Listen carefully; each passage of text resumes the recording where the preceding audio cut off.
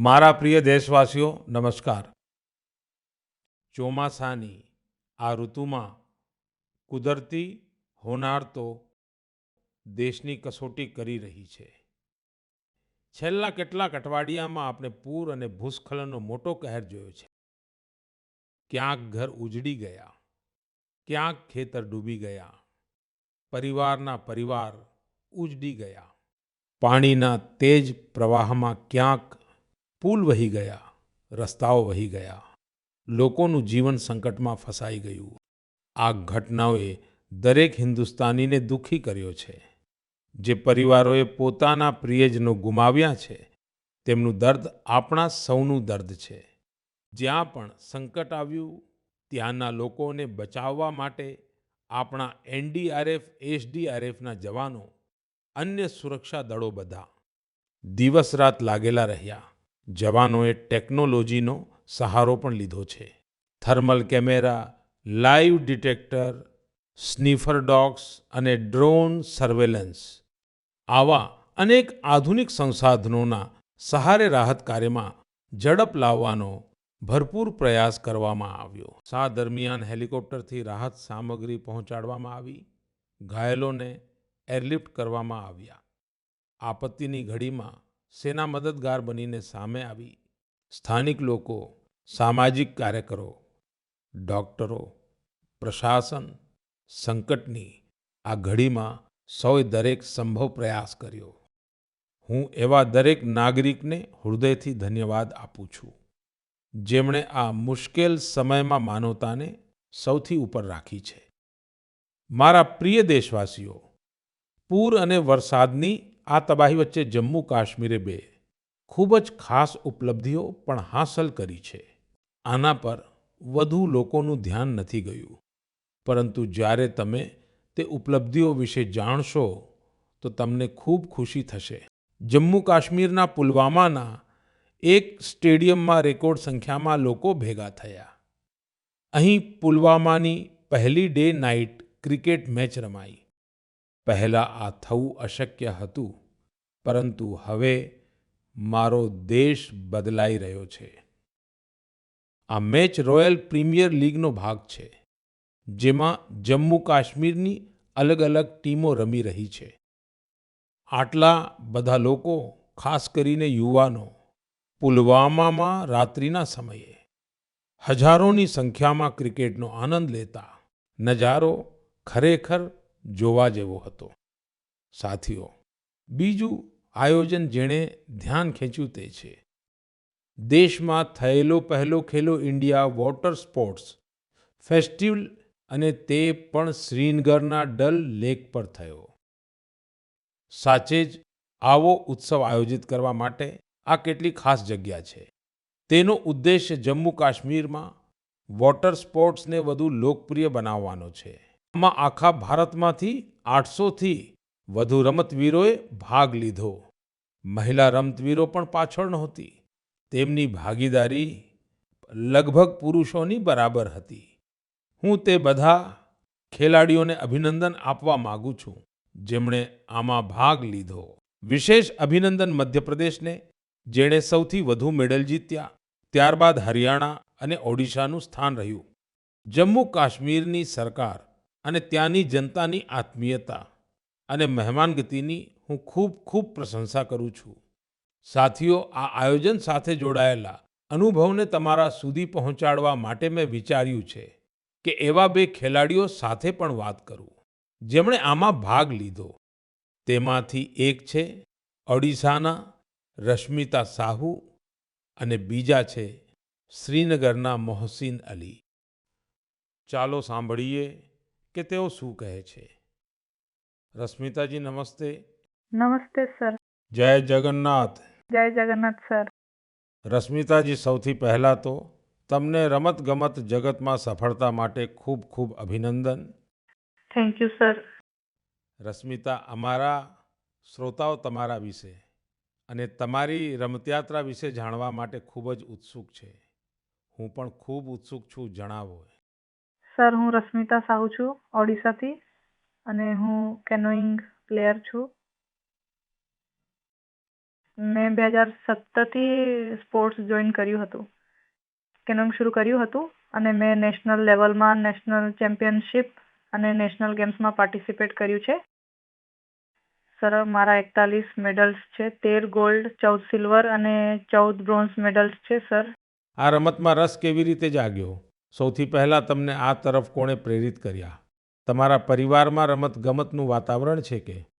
ના સર, કે લઈ ગયા હતા. હું જે ગામમાંથી આવું છું ત્યાં રમત ગમતનું એવું કંઈ નહોતું.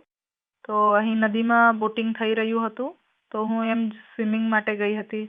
તો એમ જ હું અને મારા મિત્રો સ્વિમિંગ કરી રહ્યા હતા ત્યારે એક કેનોકીની બોટ પસાર થઈ. તો મને એના વિશે કંઈ ખબર નહોતી. તો મેં મારા મિત્રને પૂછ્યું કે આ શું છે. તો મિત્રે કહ્યું કે ત્યાં જગતપુરમાં સાઈ સ્પોર્ટ્સ સેન્ટર છે, ત્યાં રમત ગમતનું હોય છે અને હું પણ ત્યાં જવાની છું. મને બહુ ઇન્ટરેસ્ટિંગ લાગ્યું.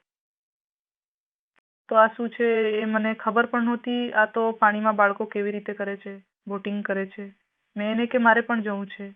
કેવી રીતે જવાનું? મને તો એરે કહ્યું કે ત્યાં જઈને વાત કર. પછી હું તરત ઘરે જઈને પપ્પા મારે જવું છે, પપ્પા મારે જવું છે. પછી પપ્પા લોકો ઠીક છે કહીને લઈ આવ્યા. એ સમયે ટ્રાયલ તો નહોતો. પછી કુછ લોકોએ કહ્યું કે ટ્રાયલ ફેબ્રુઆરીમાં હોય છે, ફેબ્રુઆરી માર્ચમાં તમે ટ્રાયલના સમય આવી જજો. પછી હું ટ્રાયલના સમય આવી. અચ્છા રશ્મિતા, કાશ્મીરમાં યોજાયેલા ખેલો ઇન્ડિયા વોટર સ્પોર્ટ્સ ફેસ્ટિવલમાં તમારો પોતાનો અનુભવ કેવો રહ્યો? પહેલી વાર કાશ્મીર ગઈ હતી? હા સર, હું પહેલી વાર કાશ્મીર ગઈ હતી. અમારા માટે ત્યાં ખેલો ઇન્ડિયા વોટર સ્પોર્ટ્સ ફેસ્ટિવલ આયોજિત કરવામાં આવ્યો હતો. સર, એમાં મારા 2 ઇવેન્ટ હતા, સિંગલ્સ 200 મીટર અને 500 મીટર ડબલ્સમાં, અને મેં બંનેમાં ગોલ્ડ મેડલ જીત્યો છે સર. અરે વાહ, બંનેમાં જીત્યા છો. Yes sir. ખૂબ ખૂબ અભિનંદન. Thank you sir. अच्छा रश्मिता, वॉटर स्पोर्ट्स सिवाय તમારા શું શોખ છે? સર, રનિંગ કે લીએ જાતી હું સર. વોટર સ્પોર્ટ્સ સિવાય સર મને સ્પોર્ટ્સમાં રનિંગ બહુ ગમે છે. જ્યારે પણ હું રજામાં જાઉં છું ત્યારે હું રનિંગ માટે જાઉં છું. મારું જે જૂનું ફિલ્ડ છે ત્યાં હું પહેલાં થોડું ફૂટબોલ રમતા શીખી હતી. તો ત્યાં જ્યારે પણ જાઉં છું ત્યારે હું બહુ રનિંગ કરું છું અને હું ફૂટબોલ પણ રમું છું સર, થોડું ઘણું. મતલબ કે રમત ગમત તમારા લોહીમાં છે. હા સર, હું જ્યારે પહેલા ક્લાસથી 10 ક્લાસ સુધી સ્કૂલમાં હતી ત્યારે હું જેમાં પણ પાર્ટિસિપેટ કરતી હતી એ બધામાં પહેલી આવતી, ચેમ્પિયન થતી હતી સર. રશ્મિતા, જે લોકો તમારી જેમ રમત ગમતમાં આગળ વધવા માંગે છે, જો તેમને કોઈ સંદેશ આપો હોય તો તમે શું આપશો? તો ઘણા બધા લોકો તેમને ઘરેથી નીકળવાની પણ મનાઈ હોય છે અને છોકરી હોય તો બહાર કેવી રીતે જઈશ, અને અમુક લોકો પૈસાની તકલીફના કારણે રમત છોડી રહ્યા છે. અને આજે ખેલો ઇન્ડિયાની સ્કીમ ચાલી રહી છે એમાં ઘણા બાળકોને પૈસાની પણ મદદ મળે છે અને ઘણા બાળકોને ઘણી બધી હેલ્પ મળી રહી છે. એના કારણે ઘણા બાળકો આગળ વધી રહ્યા છે. અને હું બધાને કહીશ કે રમતને છોડશો નહીં. રમતથી ખૂબ આગળ જઈ શકાય છે. તો રમતો એક રમત છે પણ એમાં શરીરનું દરેક અંગ સ્વસ્થ પણ રહે છે અને રમતને આગળ લઈ જઈને ઇન્ડિયાને મેડલ અપાવવું એ આપણું કર્તવ્ય છે સર. ચાલો રશ્મિતાજી, મને ખૂબ સારું લાગ્યું. તમને ફરીથી એકવાર ખૂબ ખૂબ અભિનંદન, અને તમારા પિતાજીને પણ મારી તરફથી પ્રણામ કહેજો, કારણ કે તેમણે આટલી મુશ્કેલીઓ વચ્ચે પણ એક દીકરીને આગળ વધવા માટે આટલું પ્રોત્સાહન આપ્યું. મારી ખૂબ ખૂબ શુભેચ્છાઓ છે. આભાર. Thank you sir. જય જગન્નાથ. જય જગન્નાથ. મોહસિન અલી, નમસ્તે. નમસ્તે સર. મોહસિનજી, તમને ખૂબ ખૂબ અભિનંદન અને તમારા ઉજ્જવળ ભવિષ્ય માટે ખૂબ ખૂબ શુભેચ્છાઓ. Thank you sir. મોહસિન, તમે પહેલા ખેલો ઇન્ડિયા વોટર સ્પોર્ટ્સ ફેસ્ટિવલ અને એમાં પણ સૌથી પહેલું ગોલ્ડ મેડલ જીતનાર તમને કેવું લાગ્યું? સર, હું ખૂબ જ ખુશ છું. મેં ખેલો ઇન્ડિયામાં ગોલ્ડ મેડલ જીત્યો, જે અહીં પહેલી વાર થયું છે કાશ્મીરમાં. લોકોમાં શું ચર્ચા છે? ખૂબ જ ચર્ચાઓ છે સર. આખી ફેમિલી ખુશ છે. તમારા સ્કૂલવાળા? સ્કૂલવાળા પણ બધા ખુશ છે. કાશ્મીરમાં બધા કહે છે કે તમે ગોલ્ડ મેડલિસ્ટ છો. તમે તો હવે મોટા સેલિબ્રિટી બની ગયા. Yes sir. સારું, વોટર સ્પોર્ટ્સમાં રસ કેવી રીતે જાગ્યો અને તેના ફાયદા શું દેખાયા છે તમને? પહેલા બાળપણમાં મેં પેલી બોટ ચાલતી જોઈ, ત્યાં ડલ લેકમાં પૂછ્યું કે તમે કરશો? હા, મને પણ શોખ છે. હું પછી ગયો સેન્ટર મેડમ પાસે, પછી મેડમે મને શીખવ્યું, બિલ્કિસ મેમે. સારું મોહસિન, આખા દેશના લોકો આવ્યા હતા. પહેલી વાર વોટર સ્પોર્ટ્સનો કાર્યક્રમ થયો અને એ પણ શ્રીનગરમાં થયો, એ પણ ડલ લેકમાં થયો. આટલા બધા દેશના લોકો આવ્યા તો ત્યાંના લોકોને કેવું ફીલ થતું હતું? ખૂબ જ ખુશી છે. સર બધા કહી રહ્યા છે સારી જગ્યા છે, બધું જ સારું છે અહીંયા, ફેસિલિટી બધું જ સારું છે, બધું અહીંયા બધું જ સારું રહ્યું ખેલો ઇન્ડિયામાં. તો તમે ક્યાંક રમવા માટે કાશ્મીરની બહાર ગયા છો ક્યારે? યસ સર, હું ભોપાલ ગયો છું, ગોવા ગયો છું, કેરળ ગયો છું, હિમાચલ ગયો છું. સારું, તો પછી તમે તો આખું હિન્દુસ્તાન જોઈ લીધું છે. Yes sir. સારું, આટલા બધા ખેલાડીઓ ત્યાં આવ્યા હતા, યસ સર. તો નવા મિત્રો બનાવ્યા કે નહીં બનાવ્યા? સર ઘણા મિત્રો બનાવ્યા, એક સાથે ફર્યા પણ મેં અહીંયા ડલ લેકમાં, લાલ ચોકમાં, બધી જગ્યાએ ફર્યા અમે સર. પહલગામ પણ ગયા હતા. યસ સર, બધી જગ્યાએ. જી જુઓ, મેં તો જોયું છે કે જમ્મુ કાશ્મીરમાં સ્પોર્ટ્સ ટેલેન્ટ ખૂબ જ ગજબનું છે. Yes sir. આપણા જે જમ્મુ કાશ્મીરના નવયુવાનો છે એ દેશનું નામ રોશન કરે એટલી ક્ષમતા છે એમની અંદર, અને તમે કરીને બતાવ્યું છે. સર મારું ડ્રીમ છે ઓલિમ્પિકમાં મેડલ જીતવું, એ જ ડ્રીમ છે. વાહ, શાબાશ. એ જ ડ્રીમ છે સર. જુઓ, તમારાથી સાંભળીને જ મારા તો રૂવાડા ઊભા થઈ ગયા. સર એ જ ડ્રીમ છે મારું, ઓલિમ્પિકમાં મેડલ જીતવું, દેશ માટે નેશનલ એન્થમ વાગે, બસ એ જ ડ્રીમ છે મારું. મારા દેશના એક મજૂર પરિવારનો દીકરો આટલા મોટા સપના જુએ છે, મતલબ કે આ દેશ ખૂબ આગળ વધવાનો છે. સર ખૂબ આગળ વધવાનો છે. અમે ઇન્ડિયા ગવર્મેન્ટના આભારી છીએ જેમણે અહીંયા ખેલો ઇન્ડિયાનું આયોજન કર્યું છે. અહીંયા પહેલી વાર થયું છે. એટલે જ તો તમારો સ્કૂલમાં પણ જય જયકાર થતો હશે. Yes sir. ચાલો મોહસિન, મને તમારી સાથે વાત કરીને ખૂબ સારું લાગ્યું, અને મારી તરફથી તમારા પિતાજીને ખાસ કરીને મારો આભાર કહેજો, કારણ કે તેમણે મજૂરીનું જીવન જીવીને પણ તમારું જીવન બનાવ્યું છે, અને તમે તમારા પિતાજીના શબ્દો પર બિલકુલ આરામ કર્યા વગર 10 વર્ષ સુધી તપસ્યા કરી છે. આ એક ખેલાડી માટે ખૂબ મોટી પ્રેરણા હોય છે, અને તમારા કોચને પણ હું ખૂબ અભિનંદન આપું છું કે જેમણે તમારી પાછળ આટલી મહેનત કરી. મારી તરફથી ખૂબ ખૂબ શુભેચ્છાઓ, ખૂબ ખૂબ અભિનંદન ભાઈ. Thank you sir. નમસ્કાર સર. જય હિન્દ. સાથીઓ, એક ભારત શ્રેષ્ઠ ભારતની ભાવના, દેશની એકતા દેશના વિકાસ માટે ખૂબ જરૂરી છે, અને નિશ્ચિતપણે રમતગમત આમાં મોટી ભૂમિકા ભજવે છે. અને એટલે જ તો હું કહું છું કે જે રમે છે તે ખીલે છે. આપણો દેશ પણ જેટલી ટુર્નામેન્ટ રમશે તેટલો જ ખીલશે. તમે બંને ખેલાડીઓને અને તમારા સાથીઓને મારી ખૂબ ખૂબ શુભેચ્છાઓ.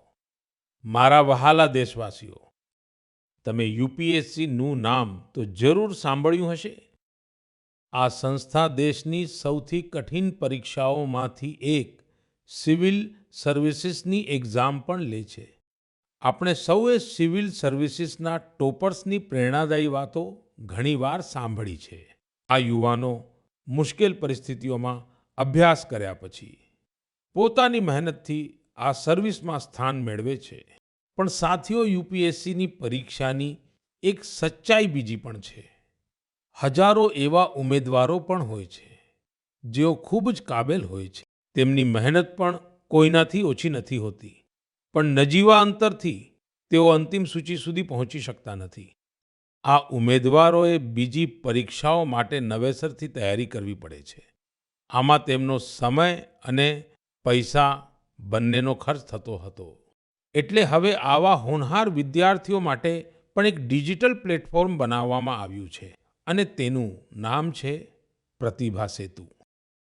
પ્રતિભા સેતુમાં એ ઉમેદવારોનો ડેટા રાખવામાં આવ્યો છે જેમણે યુપીએસસીની અલગ અલગ પરીક્ષાઓના બધા ચરણ પાસ કર્યા, પરંતુ અંતિમ મેરિટ લિસ્ટમાં તેમનું નામ આવી શક્યું નહીં. આ પોર્ટલ પર 10,000થી વધુ આવા હોનહાર યુવાનોની ડેટા બેંક ઉપલબ્ધ છે. કોઈ સિવિલ સર્વિસીસની તૈયારી કરી રહ્યું હતું, કોઈ એન્જિનિયરિંગ સર્વિસીસમાં જવા માંગતું હતું, કોઈ મેડિકલ સર્વિસીસના દરેક પડાવને પાર કરી ચૂક્યું હતું, પણ ફાઇનલમાં તેમનું સિલેક્શન થયું નહીં. આવા બધા ઉમેદવારોની જાણકારી હવે પ્રતિભા સેતુ પોર્ટલ પર ઉપલબ્ધ કરાવવામાં આવી રહી છે. આ પોર્ટલથી પ્રાઇવેટ કંપનીઓ આ હોનહાર વિદ્યાર્થીઓની જાણકારી લઈને તેમને પોતાની ત્યાં નિયુક્તિ આપી શકે છે. સાથીઓ, આ પ્રયાસના પરિણામો પણ આવવા લાગ્યા છે. સેંકડો ઉમેદવારોને આ પોર્ટલની મદદથી તરત નોકરી મળી છે, અને એ યુવાનો જે નજીવા અંતરથી રહી ગયા હતા હવે આત્મવિશ્વાસ સાથે આગળ વધી રહ્યા છે. મારા પ્રિય દેશવાસીઓ, આજે આખી દુનિયાનું ધ્યાન ભારત તરફ છે. ભારતમાં છુપાયેલી સંભાવનાઓ પર દુનિયાભરની નજર છે. આનાથી જોડાયેલો એક સુખદ અનુભવ હું તમારી સાથે શેર કરવા માંગુ છું. તમને ખબર છે કે આજકાલ પોડકાસ્ટની બહુ ફેશન છે. વિવિધ વિષયો સાથે જોડાયેલા પોડકાસ્ટને જુદા જુદા પ્રકારના લોકો જુએ છે અને સાંભળે છે. પાછલા દિવસોમાં હું પણ કેટલાક પોડકાસ્ટમાં સામેલ થયો હતો. આવો જ એક પોડકાસ્ટ દુનિયાના ખૂબ જ ફેમસ પોડકાસ્ટર લેક્સ ફ્રીડમેન સાથે થયો હતો. એ પોડકાસ્ટમાં ઘણી બધી વાતો થઈ અને દુનિયાભરના લોકોએ તેને સાંભળ્યો. પણ જ્યારે પોડકાસ્ટ પર વાત થઈ રહી હતી તો વાતોમાં મેં એમ જ એક વિષય ઉઠાવ્યો હતો. જર્મનીના એક ખેલાડીએ એ પોડકાસ્ટને સાંભળ્યો અને તેનું ધ્યાન મેં તેમાં જે વાત કહી હતી તેના પર ગયું.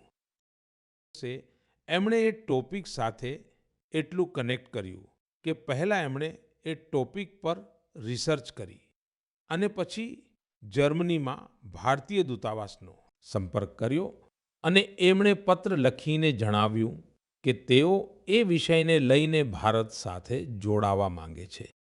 તમને વિચાર આવતો હશે કે મોદીજીએ પોડકાસ્ટમાં એવો કેવો વિષય કહી દીધો જે જર્મનીના એક ખેલાડીને પ્રેરિત કરી ગયો? આ કયો વિષય હતો? હું તમને યાદ કરાવું. મેં પોડકાસ્ટમાં વાતમાં મધ્યપ્રદેશના શહડોલના ફૂટબોલના ક્રેઝ સાથે જોડાયેલા એક ગામનું વર્ણન કર્યું હતું. ખરેખર તો 2 વર્ષ પહેલા હું શહડોલ ગયો હતો. ત્યાંના ફૂટબોલ ખેલાડીઓને મળ્યો હતો. પોડકાસ્ટ દરમિયાન એક સવાલના જવાબમાં મેં શહડોલના ફૂટબોલ ખેલાડીઓનો પણ ઉલ્લેખ કર્યો હતો. આ જ વાત જર્મનીના ફૂટબોલ ખેલાડી અને કોચ ડીટમાર બાયર્સડોર્ફરે પણ સાંભળી. શહડોલના યુવા ફૂટબોલ ખેલાડીઓની લાઈફ જર્નીએ તેમને ખૂબ પ્રભાવિત અને પ્રેરિત કર્યા. સાચે જ કોઈએ કલ્પના પણ નહોતી કરી કે ત્યાંના પ્રતિભાશાળી ફૂટબોલ ખેલાડીઓ બીજા દેશોનું ધ્યાન પોતાની તરફ આકર્ષિત કરશે.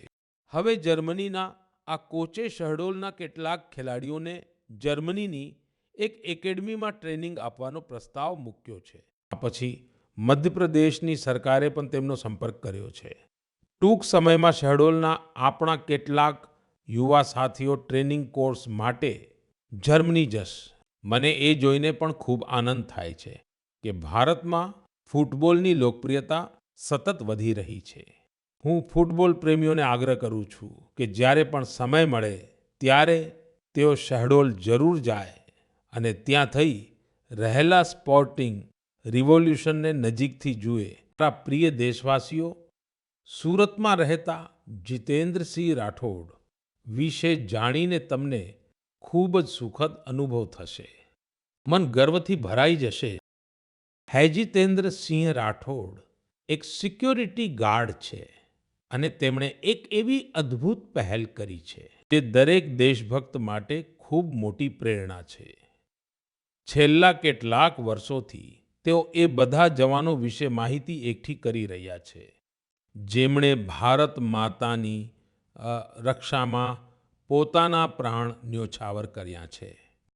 મોજૂદા જે તેમની પાસે પ્રથમ વિશ્વયુદ્ધથી લઈને અત્યાર સુધી શહીદ થયેલા હજારો વીર જવાનો વિશેની માહિતી ઉપલબ્ધ છે.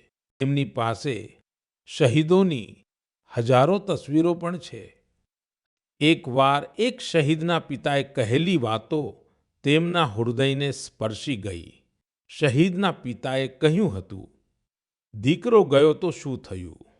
વતન તો સલામત છે ને? આ એક વાતે જીતેન્દ્રસિંહજીના મનમાં દેશભક્તિનો એક અદ્ભુત જુસ્સો ભરી દીધો. આજે તેઓ ઘણા શહીદોના પરિવારોના સંપર્કમાં છે.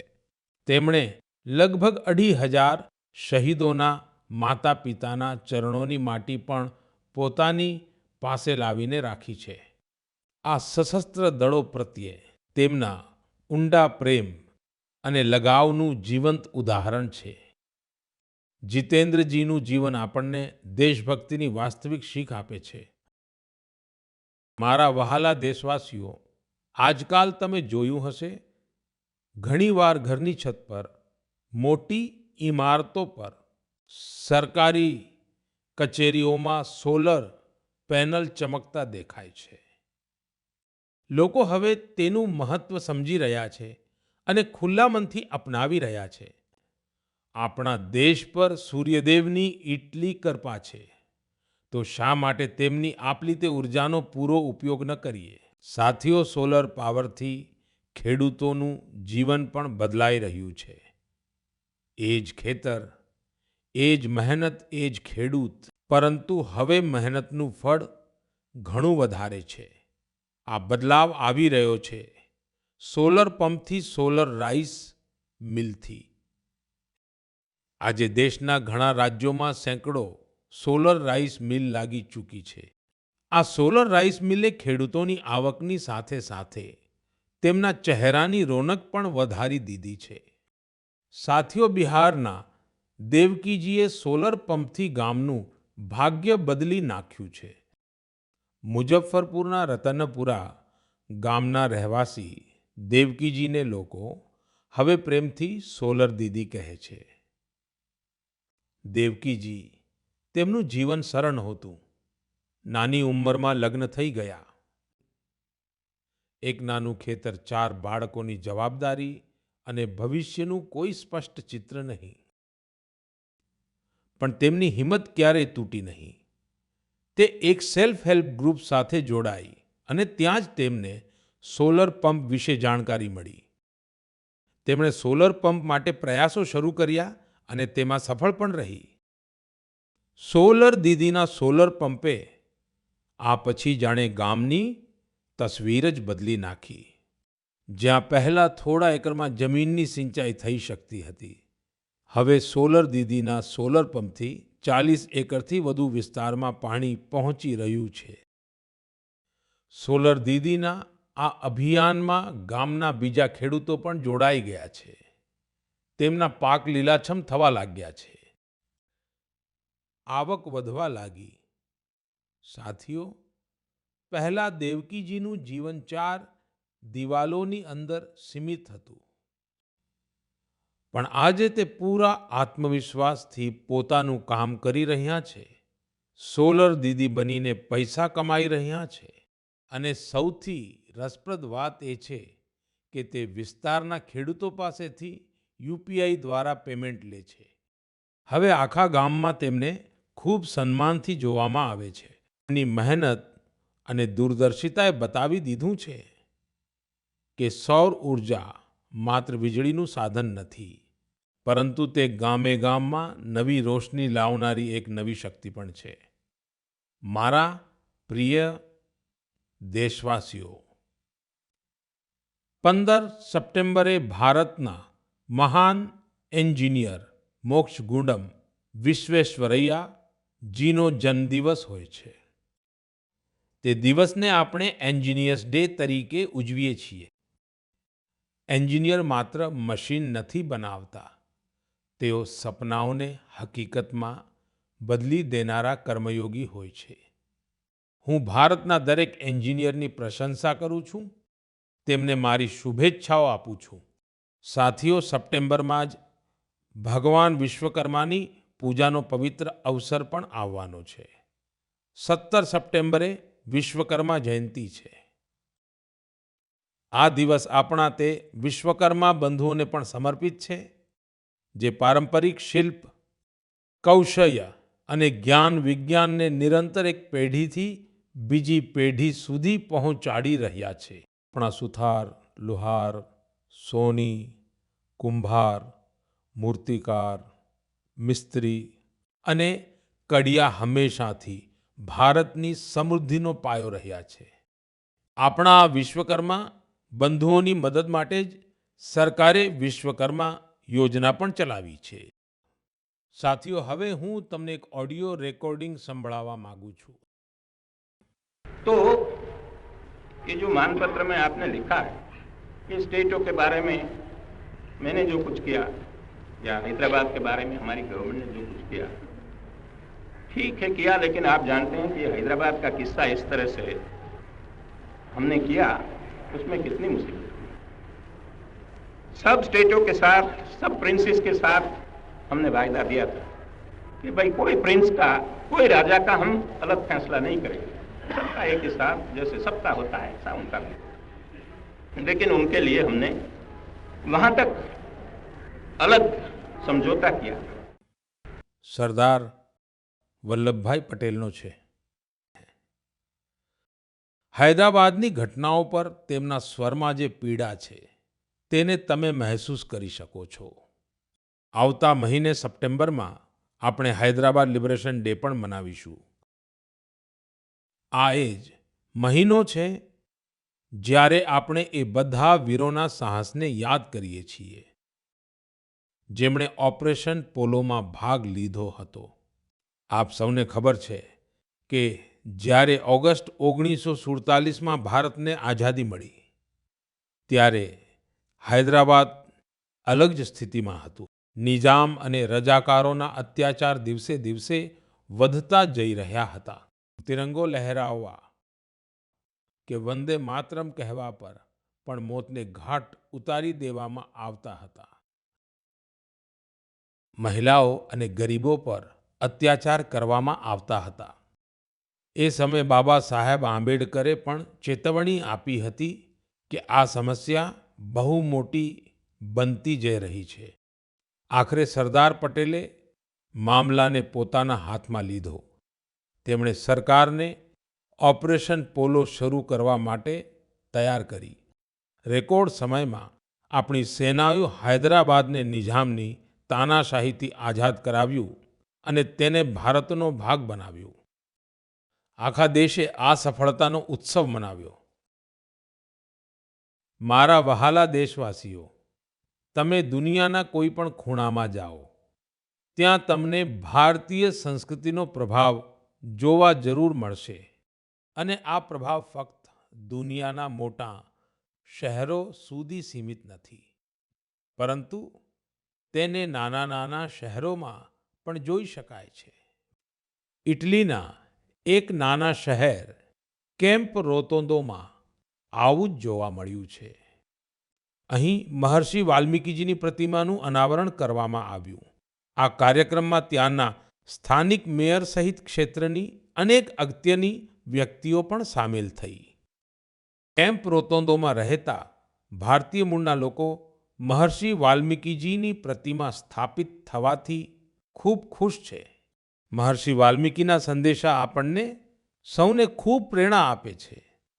સાથીઓ, આ મહિનાની શરૂઆતમાં કેનેડાના મિસિસાગામાં પ્રભુ શ્રી રામની 51 ફૂટ ઊંચી પ્રતિમાનું પણ અનાવરણ કરવામાં આવ્યું છે. આ આયોજનને લઈને લોકોમાં ખૂબ ઉત્સાહ હતો. સોશિયલ મીડિયા પર પ્રભુ શ્રી રામની પ્રતિમાના વિડીયોઝ ખૂબ શેર કરવામાં આવ્યા. સાથીઓ, રામાયણ અને ભારતીય સંસ્કૃતિ પ્રત્યેનો આ પ્રેમ હવે દુનિયાના દરેક ખૂણે પહોંચી રહ્યો છે. રશિયામાં એક પ્રખ્યાત સ્થળ છે વ્લાદિવોસ્તોક. ઘણા લોકો તેને એવી જગ્યા તરીકે જાણે છે જ્યાં શિયાળામાં તાપમાન -20 થી -30 ડિગ્રી સેલ્સિયસ સુધી ઘટી જાય છે. આ મહિને વ્લાદિવોસ્તોકમાં એક અનોખું પ્રદર્શન યોજાયું. તેમાં રશિયન બાળકો દ્વારા રામાયણની અલગ અલગ થીમ પર બનાવેલી પેઇન્ટિંગ્સને પણ શોકેસ કરવામાં આવી. અહીં એક કોમ્પિટિશનનું પણ આયોજન થયું.